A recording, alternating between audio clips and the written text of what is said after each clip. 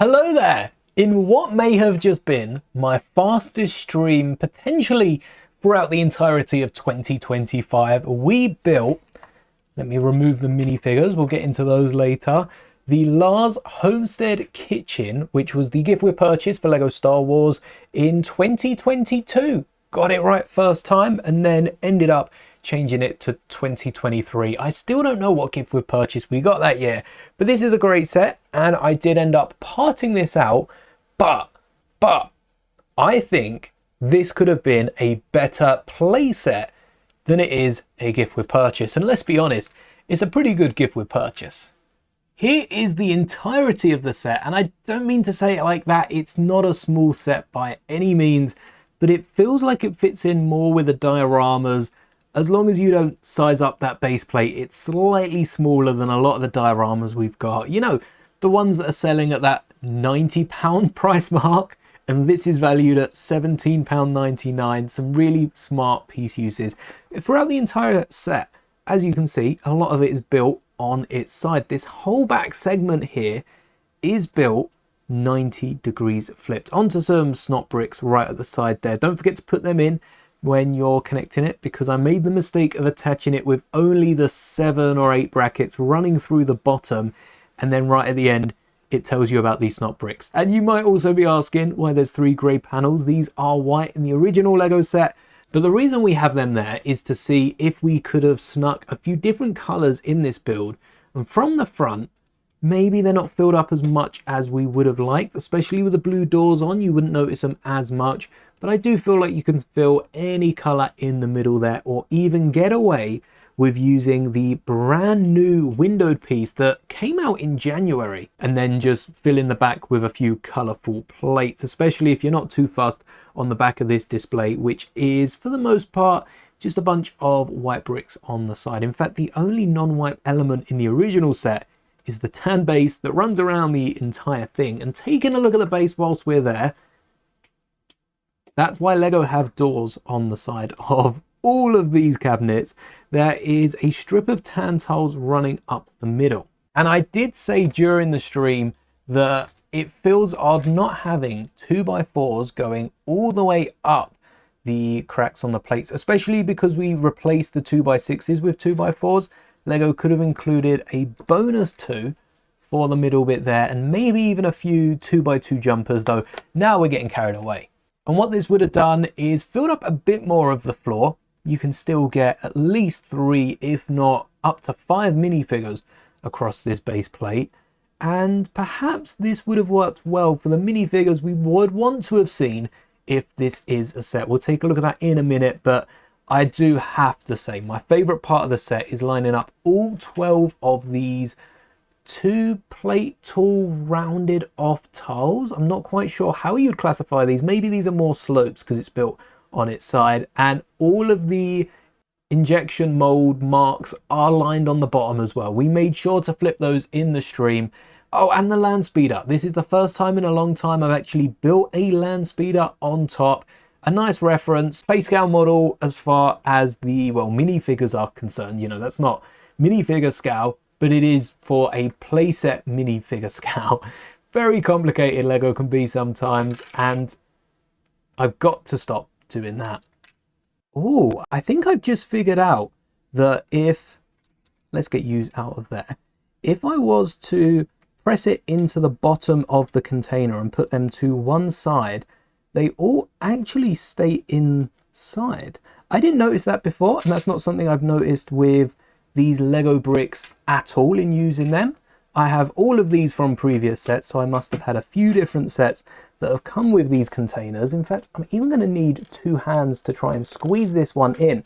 But if you squeeze them into one side, let's remove the spoon and the whisk, which don't have, actually we can make it work for these as well. Suddenly, none of the books are pouring out. So that's a system technique. I'm sure that's, I'm actually not sure that's legal at all, because that would require each of these drawer bits to have been a third or maybe half of a plate. Actually, this might be a completely legal technique. No, that's definitely a tile on the bottom. So maybe a third of a plate. Hopefully that's a third of a plate, and that makes that completely legal. and they can no longer fall out. But it makes you wonder why the same wasn't done for any of these elements. For now, we're going to push this to the back of the desk and introduce two piles. We've got these pieces for the spoon and the whisk, two 1x2 plates, two 1x1 tiles, and two 1x1 clips. And then I've found also a mixture of plates and tiles of various different colors that we'll use to fill the rest of the space. And we're going to use these, I guess we're building these the exact same way, just in case this doesn't turn out exactly how I'm hoping it will. And then on top of one of these, we're going to have the whisk pointing down. You can see it is more or less 2 bricks wide. We might have to rotate the clip just a little bit to get this to work, and I'm not sure how legal the whisk is, but the spoon is much better in filling that 2 stud gap, because I believe we've done this before for something. And then bringing back our kitchen, we've got the whisk can be clipped down, and this should fit into the same system like grip as all of the other pieces, and the exact same for the spoon, but I'm unsure if the clip's going to be able to fit inside this with the existing clip already in. All right, it doesn't work, so what we're going to do is put the whisk in that one, and the spoon can go in the far left. There we go. We've got 2 cupboards for a reason. So the Lego knew when I had my hands on this set, I'd want to clip down everything, make sure it's in there nice and secure. And I suppose the alternate would just be using that newer element, clip in the middle, or maybe a 1x2 with the clip in between the 2 studs, and then trying to get it to fit just like we've done here. There we go. Both of those were in solid. Looks like the whisk is going to need a bit more convincing. All right, you know what?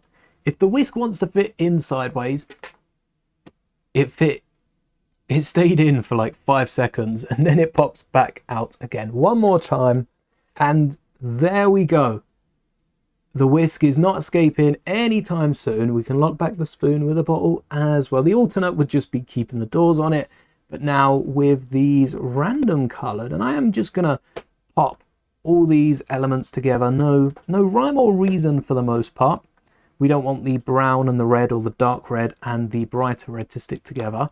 But then these can fill the other sides of these drawers. It was much easier getting them stuck down when they had one of those door rails stuck out of them. I guess we don't want the pinks too close to each other either. And this will just fill up the rest of the gap that we have on the inside. Come on, you know you wanna, there we go. And mean that we've got no more gaps left around, which was another thing that I found odd about this set, that they only included the 2 plates on the inside and nothing more.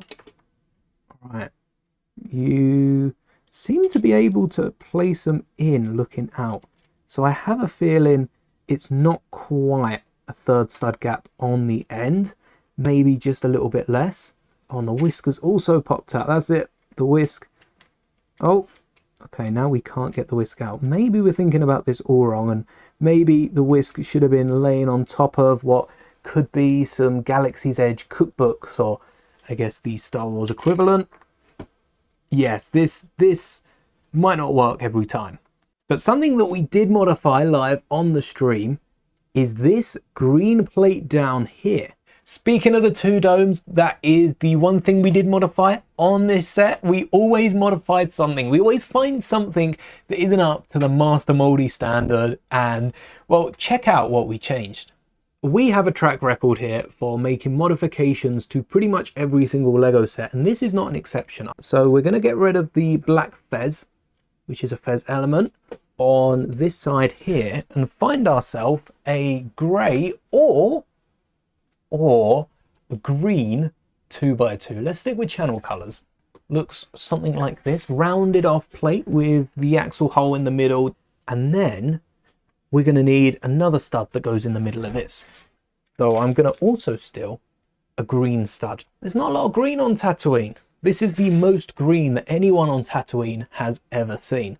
And then we can line back up that black fez element put the dome on top, and we're left with this little side build. In person, it looks the same height. On camera, it's definitely taller. So what you can do if you do want it to be the same height is to remove that piece we said we weren't going to remove, and that is the 2x2 with the single stud on the top, and it's all secured. All they had to do was swap out this 2x2 element with, I guess, two elements. I guess a plate and a stud, but it does raise the black element, the fez, a little bit higher. And I think that's a change that most people would be willing to make. By replacing that tile with a 2x2 plate, it holds everything in, but it doesn't really matter on our build because we also left out all of the doors and hid some grey containers in the back there. It's not a piece that's too common to find, even with quite a big Lego collection, but the rest of the pieces should be quite easy for you to find laying about, especially if you've been collecting Lego for quite some time, over the last 2 or so decades. And the fact that a Lego designer, this person, was able to create this set with just the elements that they used for it. Flipped some on the side, you know, fancied it up a little bit, but it's really impressive and goes to show just what Lego sets could be, Lego Star Wars sets could be. It felt like a collaboration between Lego Creator and Lego Star Wars. So I'll have to see if the designer had designed any Creator sets before. Definitely getting that vibe throughout the set. But I think this could be turned into a playset with a ton of minifigures and a side build. So now let's take a look at how I would build, how I would turn this into a Lego Star Wars set. I think, I don't want to jinx it, but I think I finally managed to keep all of the plates stuck in as they are. And there's definitely an easier way that this could have been done. But this is only the first part of the build. Like on stream, I introduced what I think would have been the perfect side build for this. If this was a set, I can't think of many other side builds, maybe a moisture evaporator, other than the Luke land speeder, or a version of the land speeder they had before Luke's land speeder. It is referenced on the top, so taking that and blowing it up to minifigure scale, just like the older one, for one of the first Lego land speeder models. And the instructions for this are actually available. Don't get to say that too often. And then alongside our Aunt Beru, we'll also need an Uncle Owen minifigure, which I've not only revived, but also used quite simple elements. We've got Han's hair, Luke's head, Kenobi's torso, and some dark brown legs of countless Lego Star Wars figures to make an Uncle Owen that looks so good.